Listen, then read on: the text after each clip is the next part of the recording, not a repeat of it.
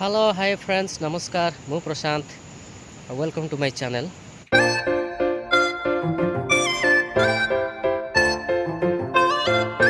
ମୁଁ ଏଥିରେ ଆପଣମାନଙ୍କୁ ସେୟାର କରିବି ୟୁନିକ୍ ଏକ୍ସପିରିଏନ୍ସ ଆଉ ମୋର ମୁଁ ଡେଲି ଯାହା ଯାହା ଏକ୍ସପିରିଏନ୍ସ କରୁଛି ସେଇଟା ସେୟାର କରିବି।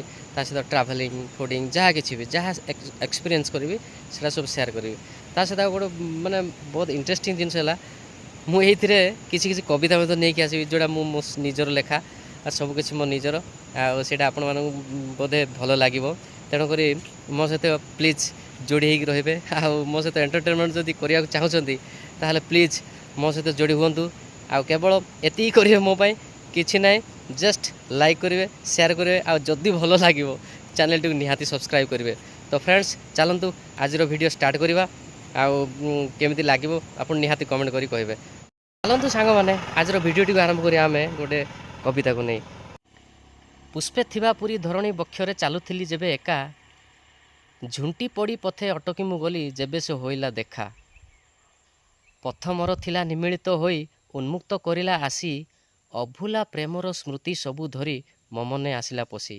ଫ୍ରେଣ୍ଡସ୍ କବିତା ଗୋଟେ ଏମିତି ଗୋଟେ ଜିନିଷ ମାନେ ମନକୁ ବହୁତ ସୁକୁନ ଦିଏ, ମାନେ ଶୁଣିଲେ ତାକୁ ଫିଲ୍ କଲେ ବହୁତ ଭଲ ଲାଗେ। ଆଉ ଆପଣମାନଙ୍କର ମତାମତ ମୁଁ ଚାହୁଁଛି କେମିତି ଲାଗୁଛି, ମାନେ ଆପଣ ଯେଉଁ ପ୍ରକାର କବିତା ଚାହିଁବେ ସେମିତି ପ୍ରକାର କବିତା ଚ୍ୟାନେଲରେ ଅଣାଯିବ। ଆଉ ସେଥିପାଇଁ ଆପଣମାନଙ୍କର ଭଲ ପାଇବା ସପୋର୍ଟ ସବୁ କିଛି ରହିବା ଦରକାର।